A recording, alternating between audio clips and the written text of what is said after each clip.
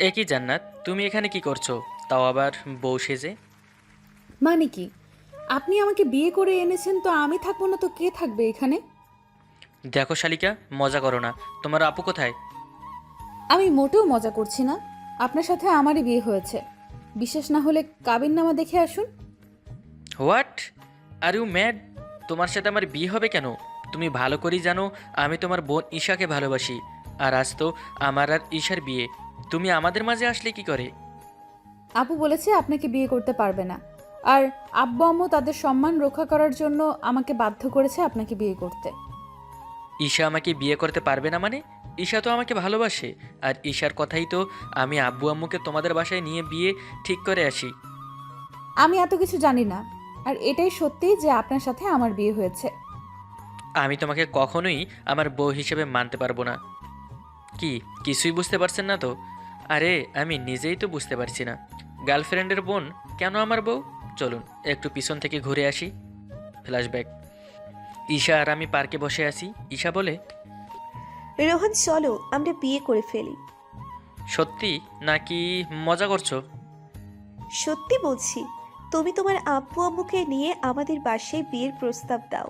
আমি আব্বু আম্মুকে সব বলে রাখবো। ঠিক আছে, আমি কালই আব্বু আম্মুকে নিয়ে তোমাদের বাসায় যাব। এখন একটু জড়িয়ে ধরি তোমাকে। জি না স্যার, বিয়ের পর সব হবে, এখন কোনো কিচ্ছু না। আমি তো শুধু জড়িয়ে ধরতে চেয়েছি, আর তো কিছু না। এটাও হবে না। বিয়ের পর যা ইচ্ছে তাই করো। এখন চলো বাসায় যাব। বলেই সেখান থেকে উঠে ঈশাকে ওর বাসায় রেখে আমি বাসায় যেতে আব্বু আম্মুকে সব বলি। আব্বু আম্মুও রাজি হয় আর বলে কাল যাবে ঈশাদের বাসায়। খবরটা ঈশাকে দিতে হবে, তাই রুমে এসে কল করি। ঈশা কল রিসিভ করে বলে, কে মিস্টার, এর মধ্যে মিস করতে শুরু করে দিয়েছো? আমার 10টা নয় 5টা নয়, একটা মাত্র গার্লফ্রেন্ড। তাকে মিস না করলে কাকে করব শুনি? বুঝেছি। তা কি করছো? খুশি, ড্যান্স করছি। কি? তা এত খুশি হবার কারণটা জানতে পারি? আব্বু আম্মু রাজি হয়েছে, আর কাল আমরা আসছি তোমাদের বাসায়। সত্যি? জান, সত্যি। আচ্ছা, আমিও আব্বু আম্মুকে বলছি আমাদের সম্পর্কের কথা। আর এটাও বলছি কাল তোমরা আসছো। ঠিক আছে, এখনই যাও, শুভ কাজে দেরি করতে নেই। ঈশা হাসতে হাসতে কল কেটে দেয়। একটু পর কল করে জানায় ওদের বাসার সবাই রাজি। দুজনের আরও বেশ কিছু সময় কথা বলে রেখে দেই। পরের দিন বিকেলে আব্বু আম্মুকে নিয়ে চলে যায় ঈশাদের বাসায়। ঈশাকে আব্বু আম্মুর খুব পছন্দ হয়। দুই পরিবার আমাদের বিয়ে ঠিক করে ফেলে। আগামী শুক্রবার বিয়ের তারিখ দেয়। এরপর ঈশার ছোট বোন জান্নাত বলে, দুলাভাই আসুন আমাদের সাথে, এখানে বড়রা কথা বলুক। আমি একটু আমার দুলাভাইয়ের সাথে গল্প করি। আমি মুচকি হেসে সেখান থেকে উঠে জান্নাত আর ঈশার সাথে ছাদে চলে আসি। কিছু সময় তিনজন গল্প করি। নিচ থেকে আমাদের ডাকলে আমি বলি, চলো শালিকা, অনেক গল্প করা হয়েছে, এবার যাওয়া যাক। এইটুকুতেই বলছেন অনেক গল্প করা হয়েছে দুলাভাই? তাহলে বাকি জীবন আমাকে সহ্য করবেন কি করে? জান্নাত, কি হচ্ছে এখন? বেচারাকে এত ভয় দেখালে বিয়ের দিন তো পালাবে। আমি মোটেও ভয় পাইনি। আর শোনো শালিকা, তুমি কত গল্প করতে পারো আমি দেখব। আমিও তোমার মতো আড্ডা দিতে পছন্দ করি। তাহলে আমাদের শালি দুলাভাইয়ের তো জমবে খুব। এরপর তিনজন নিচে চলে আসি। আব্বু আম্মুর সাথে আমি বাসায় চলে আসি। রাতে খাবার খেয়ে ঈশার সাথে কিছু সময় কথা বলে ঘুমিয়ে যাই। এভাবেই দেখতে দেখতে কেটে যায় 5 দিন। আজ শুক্রবার, আমার আর ঈশার বিয়ে। বর সেজে বসে আসি। আমার পাশে ঈশা বড় বড় এক ঘোমটা দিয়ে বসে আছে। কাজী সাহেব বিয়ের কাজ শুরু করে। বিয়ে সম্পন্ন হলে সকলে আমাদের জন্য দোয়া করে। পরে বউ নিয়ে বাসায় চলে আসি। আম্মু বউকে নিয়ে আমার রুমে চলে যায়। আর আমি বন্ধুদের সাথে কিছু সময় গল্প করে আমার রুমে এসে দেখি বউ আমার এখনও ঘোমটা দিয়ে বসে আছে। কাছে এসে ঘোমটা খুলতেই দেখি এটা তো ঈশা নয়, এটা তো জান্নাত। আর বাকিটা আপনারাই তো শুনলেন। বর্তমান। এই, তুমি এই বিয়েতে রাজি হলে কেন? তুমি তো সবই জানতে। এ এ এমন করে ধমক দিয়ে কথা বলছেন কেন? আমি কি করব? আব্বু আম্মু তাদের কসম দিয়েছে, তাই রাজি হওয়া ছাড়া আমার আর কোনো উপায় ছিল না। তোমার বোন আমার সাথে এমন করলো কেন? আমার কি অপরাধ ছিল? আমি জানি না আপু কেন আপনার সাথে এমন করেছে। তুমি না জানলেও ঈশা ঠিকই জানে। বলেই আমি ঈশার নাম্বারে কল দিই, কিন্তু ওর মোবাইল বন্ধ। একের পর এক কল দিয়েই যাচ্ছি, কিন্তু প্রতিবারই কেউ একজন বলছে, দুঃখিত, আপনার কাঙ্ক্ষিত নম্বরটিতে এই মুহূর্তে সংযোগ প্রদান করা সম্ভব হচ্ছে না। রাগে মোবাইলটা ছুঁড়ে মারি ফ্লোরে। এত জোরেই মেরেছি যে মোবাইলটা ভেঙে চুরে কয়েক টুকরো হয়ে যায়। একটা টুকরো গিয়ে ড্রেসিং টেবিলের ওপর পড়ে আর আয়নাটার সাথে সাথে ভেঙে যায়। এমন শব্দ শুনে আব্বু আম্মু দৌড়ে আমার রুমের সামনে এসে দরজায় নক করতে থাকে। আমি গিয়ে দরজা খুলতেই আম্মু বলে, কি রে বাবা, কি হয়েছে? এমন শব্দ হলো কিসের? বলেই আম্মু রুমের ভেতর ঢুকে দেখে জান্নাত ভয়ে কাচুমাচু হয়ে আছে আর ড্রেসিং টেবিলের আয়না ভেঙে ফ্লোরে পড়ে আছে। এটা দেখে আম্মু বলে, কি রে রোহান, আয়না ভাঙলো কি করে? আমি ভেঙেছি। কেন, তুই কি পাগলামি শুরু করলি? কি হয়েছে তোর, যার জন্য আয়না ভেঙে ফেললি? ওরা আমার মনটা ভেঙে চুরমার করে দিয়েছে আম্মু। কি বলছিস তুই? কারা তোর মন ভেঙে চুরি চুরমার করে দিয়েছে? ঈশা আম্মু, ঈশা। ঈশা আমার সাথে বেইমানি করেছে। কি বলছিস? ঈশা তো তোর বউ এখন, আর ও তো তোর রুমেই বসে আছে। কি রে ঈশামা, কি বলছে রোহান? ও ঈশা না আম্মু, ও ঈশার ছোট বোন জান্নাত। ঈশা নাকি আমায় বিয়ে করবে না, আর তাই ওর আব্বু আম্মু আমাকে ধোকা দিয়ে ওনাদের ছোট মেয়েকে আমার ঘরে চাপিয়ে দিয়েছে। দেখুন, আমাকে যা বলার বলুন, আমার আব্বু আম্মুকে নিয়ে একটাও বাজে কথা বলবেন না। কি করবে তুমি বললে? 100 বার বলবো। তোমার আব্বু আম্মু মিথ্যা বলে তোমার সাথে আমার বিয়ে দেয়নি। হ্যাঁ, মিথ্যা বলে বিয়ে দিয়েছে, আর সেটা আপনাদের পরিবারের মান সম্মান বাঁচাতে। কি বলছো মা, একটু বুঝিয়ে বলো। আমাদের মান সম্মান বাঁচাতে মানে? বিয়ের অল্প কিছু সময় আগে আপু বলে সে এই বিয়ে করবে না, আর তাকে কেউ জোর করলে সে সুইসাইড করবে। আর আব্বু আম্মু আপনাদের আর আমাদের মান সম্মান বাঁচাতে আমাকে কসম দেয় এই বিয়ে করতে। আপনি বলুন মা, বিয়ের আসর থেকে যদি আপনারা ওইভাবে চলে আসতেন তাহলে সবাই কি বলতো? আপনাদের আর আমাদের পরিবারের মানুষকে নিয়ে কি বলতো? হ্যাঁ মা, তুই ঠিকই বলেছিস। রোহান, যা হয়েছে হয়েছে, এখন ঘুমা, কাল সকালে এই নিয়ে কথা হবে। বলেই আম্মু আর আব্বু চলে যায়। রাগে আমার মাথায় রক্ত উঠে আসে।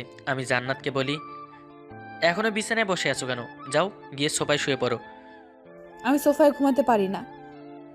আমি তোমার সাথে এক বিছানায় ঘুমাতে পারবো না।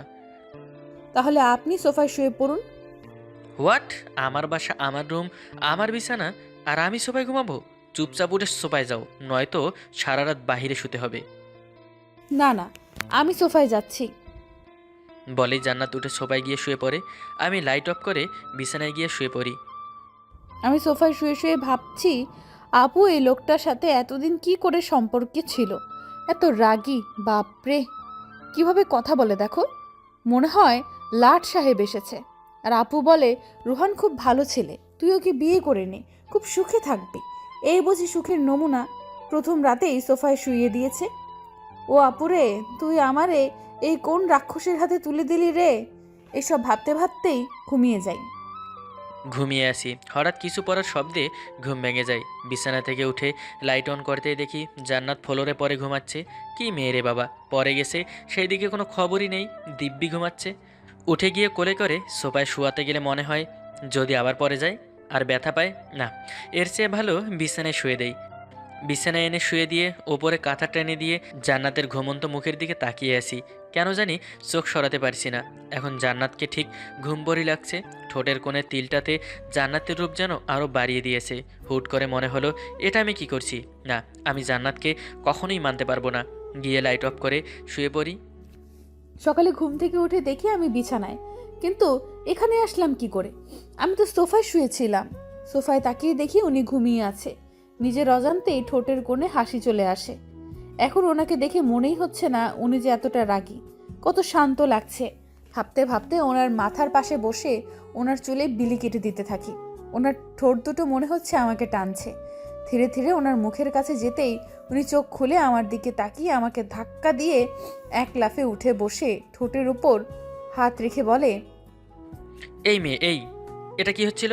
তোমাকে তো ভালো ভেবেছিলাম, আর তুমি আমার সাথে সব করলে। সি সি সি।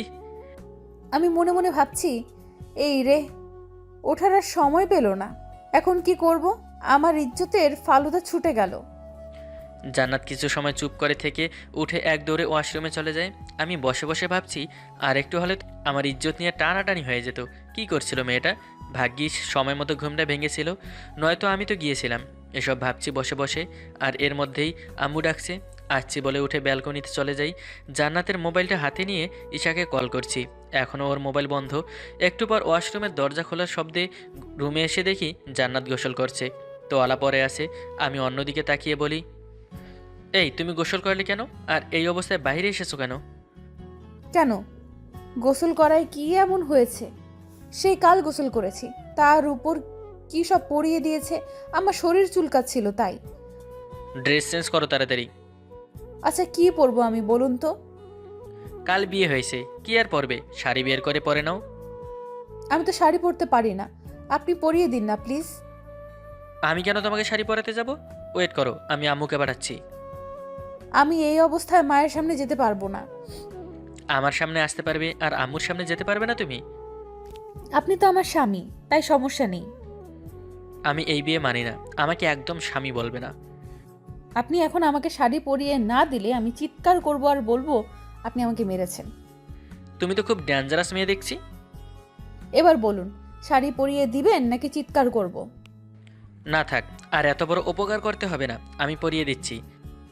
বলেই কাপা কাপা হাতে শাড়িটা নিয়ে জান্নাতকে পরিয়ে দিতে থাকি। সব শেষে কুচিটা জান্নাতের হাতে দিয়ে বলি, নাও এবার কুচি গুজে নাও। জান্নাত আমার হাত থেকে শাড়ি কুচি নিয়ে গুজে নেয়। হঠাৎ নিচে চেঁচামেচি শুনে আমি আর জান্নাত নিচে গিয়ে দেখি জান্নাতের আব্বু আম্মু এসেছে। আম্মু তাদের সাথে রাগারাগি করছে আর তার আম্মুকে কিছু বোঝাতে চাইছে। আমি তাদের কাছে গিয়ে বলি, ভালোই তো, আমার সাথে ডাবল গেম খেললেন, বড় মেয়ের নাম করে ছোট মেয়েকে আমার ঘরে চাপিয়ে দিলেন। তা আপনাদের নাটকবাজ মেয়ে কোথায়? তাকে তো অস্কার দিতে হবে, কি সুন্দর অভিনয়টা সে করলো আমার সাথে। দরজার পিছন থেকে ঈশা বের হয়ে বলল, আমি এখানে আছি রোহান, তোমার সব প্রশ্নের উত্তর না দিয়ে আমি যে মনেও শান্তি পাবো না। আর কি বলবে তুমি? কি নিখুঁত অভিনয়টা করলে আমার সাথে। আরে আমাকে যদি বিয়ে নাই করবে তাহলে কেনই বা বলেছিলে আমার আব্বু আম্মুকে নিয়ে যেতে? কেনই বা এই মিথ্যে বিয়ের আয়োজন করলে তোমার ছোট বোনের সাথে আমার বিয়ে দেবার জন্য? অনেক বলেছেন আপনি, এবার থামুন। আপনি কি জানেন? আপনি কি জানেন আপনার ভালোর জন্যই আপু আপনাকে বিয়ে করেনি। আমার ভালোর জন্য মানে? তাহলে কেন তোমার সাথে আমার বিয়ে দিয়ে দিল? এটা কেমন ভালো? 3টা জীবন নষ্ট হয়ে যাওয়াকে তুমি ভালো বলছো? হ্যাঁ বলছি, কারণ আমার আপু আর বেশি দিন এই পৃথিবীতে। জান্নাত ঠিকই বলেছে রোহান, আমি আর বেশি দিন বাঁচবো না। এটা আমি যেদিন তোমাকে তোমার আব্বু আম্মুকে নিয়ে আসতে বলি তার আগের দিন জানতে পারি। আর তোমার সাথে বিয়ের অভিনয় শুধু এই জন্য করেছি যাতে তুমি ভালো থাকো। আমার বোন খুব ভালো রোহান, আমার থেকেও ভালো। আর তোমার মতো আর একজন ভালো মনের মানুষ আমি কোথাও দেখিনি।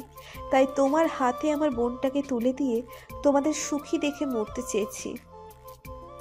তো তুমি এসব কি বলছো ঈশা? এটা হতে পারে না। ঈশা কিছু বলতে যাবে, তার আগেই ওর মুখ থেকে রক্ত বের হতে শুরু করে। ঈশা পরে যেতে নিলে আমি ওকে ধরে বসে পড়ি। সবাই কান্না করছে। ঈশা আমার হাতটা শক্ত করে ধরে বলে, রোহান, আমার একটা অনুরোধ রাখবে? তোমার সব কথা আমি রাখবো ঈশা, শুধু তুমি আমাকে ছেড়ে যেও না। আমি চাইলেও আর তোমার কাছে থাকতে পারবো না। আমার এই বোনটাকে তুমি আপন করে নিও, তোমার ভালোবাসা দিয়ে যত্ন করে আগলে রেখো আমার বোনটাকে। আপু তোর কিচ্ছু হবে না, এই আপনি আপুকে হসপিটালে নিয়ে চলুন না তাড়াতাড়ি।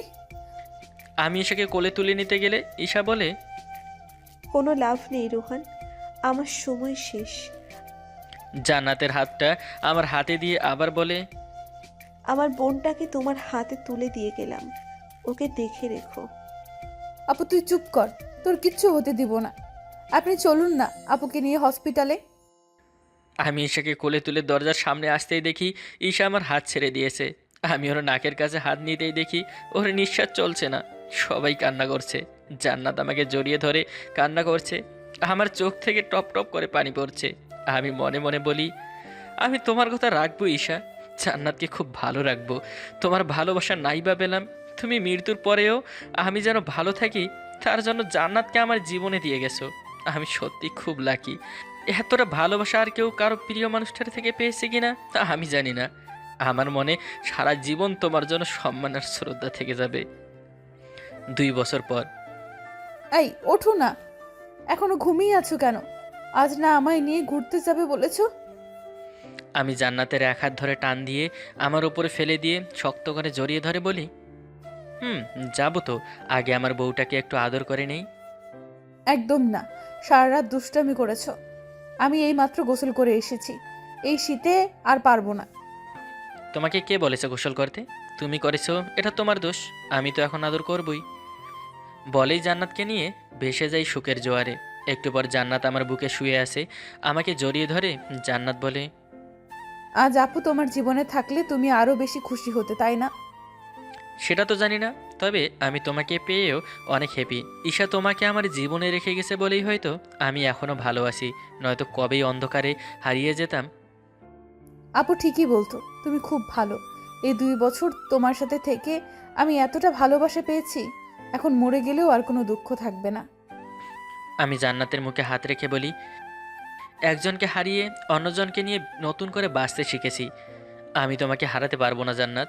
আর কখনো মরার কথা বলো না, তাহলে আমি সত্যি সত্যি মরে যাব। এত কেন ভালোবাসো তুমি আমায়? আমাকে তো পাগল করে রেখেছো এত ভালোবেসে। আরও ভালোবাসবো তোমায়, যতদিন বেঁচে থাকবো আমরা।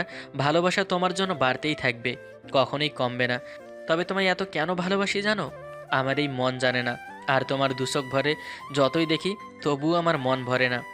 তোমার সাথে যতটুকু সময় থাকি, পৃথিবীটাকে স্বর্গ মনে হয় ততক্ষণ। তুমি ছাড়া এখন আমার জীবনে সুখও হাসে না। জান্নাত আমাকে শক্ত করে জড়িয়ে ধরে আমার কপালে গালে চুমু দিতে থাকে। আর এভাবেই কাটছে আমাদের সুখী জীবন। আমাদের জন্য দোয়া করবেন। আজকের মতো বিদায় নিচ্ছি। ভালো থাকবেন সবাই। এতক্ষণ আমাদের সাথে থাকার জন্য ধন্যবাদ সবাইকে। আল্লাহ হাফেজ।